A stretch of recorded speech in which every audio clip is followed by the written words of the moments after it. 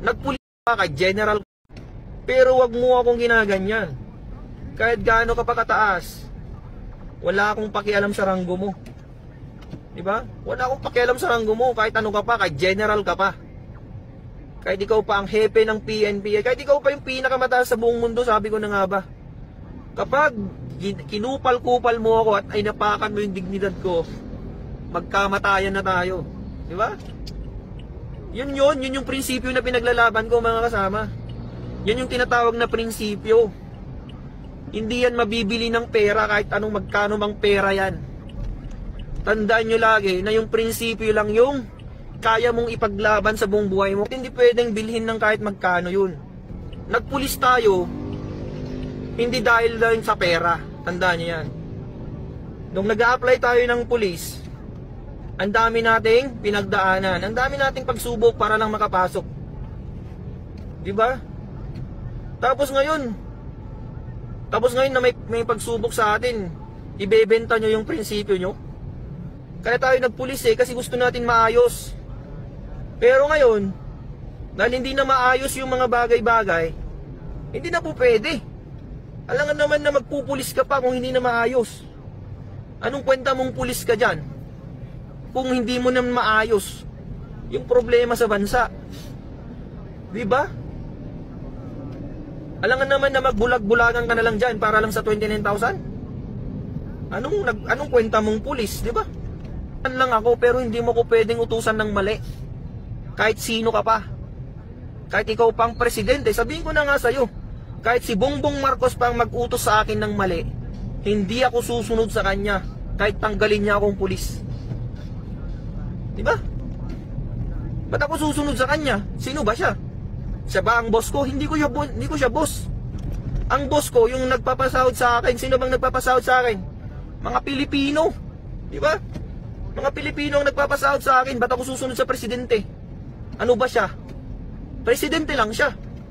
Diba? Ako, pulis ako. Pwede ko siyang arestuhin pagka wala siya sa serbisyo, pagka wala siya sa pwesto niya. Diba? Kung walang pulis sa Pilipinas, sino na lang mag-aaresto sa mga tiwaling opisyal na yan? Kaya tayo nagpulis para hindi tayo maging kakampi ng mga tiwaling opisyal. Tayo dapat nasa gitna lang tayo, mga kasama. Nasa gitna lang tayo. Hindi pwedeng dahil presidente natin siya na yung susunundan natin. Hindi pwedeng dahil presidente natin siya na yung susundin natin sa lahat ng bagay.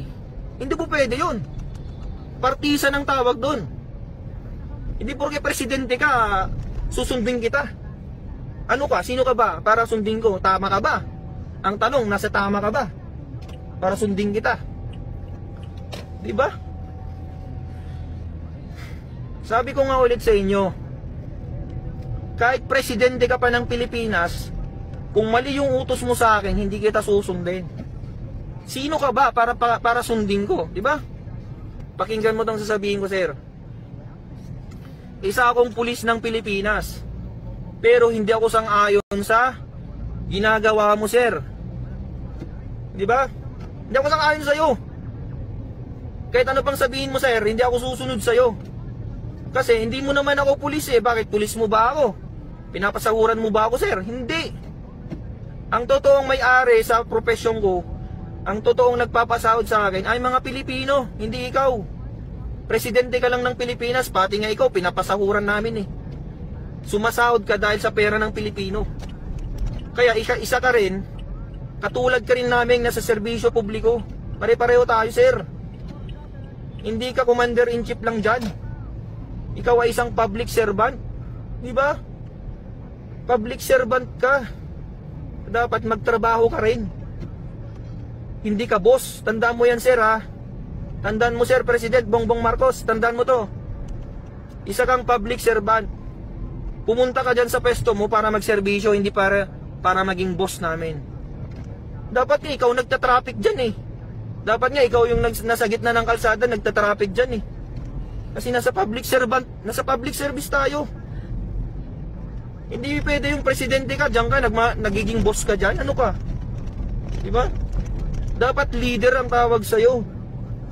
Hindi ka dapat nagiging boss dyan. Sino pa yung mga opisyal ng PNP dyan? Dapat kayo ngayon nasa gitna ng kalsada, dapat kayo yung leader.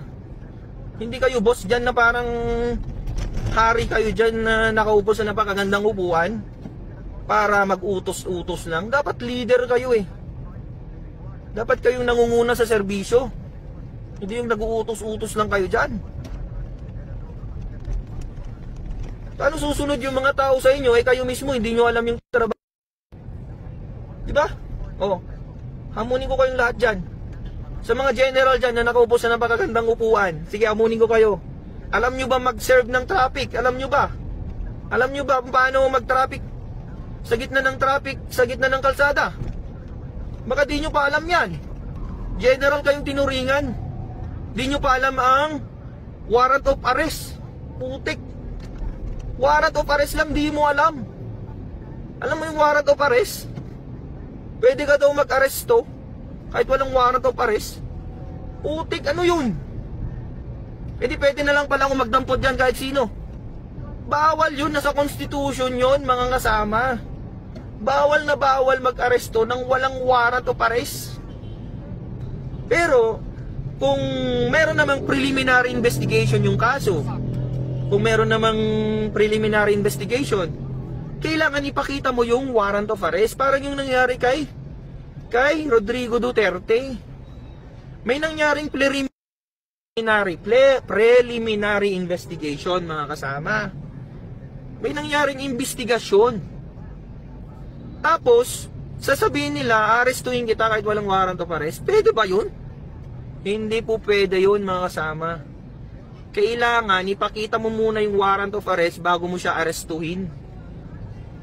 Bakit? Si Duterte ba tatakas ba yun kapag sinabihan mong may warrant of arrest siya? Di naman tatakas yun tsaka hindi naman manlalaban yun eh. Prosecutor kaya yun, alam niya yung batas yun. Pero anong ginawa nyo sa kanya? Anong ginawa nyo sa kanya? Wala, mali yung ginawa nyo sa kanya. Inaresto nyo siya nang walang warrant of arrest at hindi nyo sinunod yung batas ng ICC. Ang sabi sa ICC, pagkatapos nyo maaresto yung isang tao, dapat dalhin nyo siya sa competent judicial authority, mga kasama. Competent judicial authority. Anong sabi ng administrasyon? Anong sabi ng administrasyon regarding that? Ang sabi nila, competent authority daw yung competent judicial authority daw yung DOJ na nandun. Putik na yan. Anong klaseng pag-iisip yan, mga kasama? Paano naging competent judicial authority yung DOJ? Ang DOJ, mga kasama, is considered as quasi-judicial. Quasi-judicial lang siya. Hindi siya fully competent judicial authority. Bakit? Korte ba ang DOJ? Korte ba ang DOJ? Siyempre hindi. Department of Justice is not a court. Ang sinasabi ng ICC, pagkatapos nyo mahuli si Duterte, dapat dalhin nyo sa competent judicial authority. Ano yung competent judicial authority na yan? In short, ang tawag dyan ay korte. Kahit anong korte sa Pilipinas, pwede. Pero anong ginawa? Dinala saan? Villamor Air Base, mga kasama. Bakit? Korte ba yun? Siyempre hindi korte yun. Walang judge dun eh. Sino magsasabi na tama o mali yung pagka-aresto niya kung walang judge? Siyempre kailangan mo ng judge para pero hindi nyo maloloko ang mga Pilipino. Ang akin lang, ang sinasabi ko lang is mali yung pagka-aresto kay Duterte. Ang mangyayari dyan, mga kasama, kapag unlawful arrest or invalid arrest, it's considered as papawalang bilanggo siya. Mapapalaya siya. Parang kayo nangyari kay Duterte. Kapag unlawful yung pagka-aresto sa kanya, ang mangyayari sa kanya, magiging invalid yung arrest niya. Ibig sabihin, kapag invalid yung arrest niya, mapapawalang bilanggo siya. Pwede siyang pabalikin sa Pilipinas. Patrolman ako, tuturuan ko mga general, putik. Nakakahiya tayo. Dismiss yung kaso, mapapawalang sala. Oh, yun, sabi. walang sala si Rodrigo Duterte kasi mali yung pagka-aresto sa kanya. That's it. Duterte, ibig sabihin, pauwiin na siya sa Pilipinas. Ikaw galit na galit. Kasi mali yung sistema natin, mali pa yung mga mindset ng mga opisyal natin. Ang daming mali sa Pilipinas. Ang daming mali. O, patawag niyo ako ngayon sa krame. Amunin ko kayo mga sir, mga general. Chief PNP, this is for you sir. Sabihin ko na sa iyo, ang sinabi mong statement na kaya, ang sabi mo sir, pag nagsashabu ka daw, hindi ibig sabihin masamang tao ka na. Pampawala lang daw ng antok at puyat lang yon. Anong klaseng mindset yan mga kasama? Isipin nyo mabuti. Pag nagsashabu ka daw, sabi ng hepe ng Chief PNP, ang sabi ng Chief PNP namin,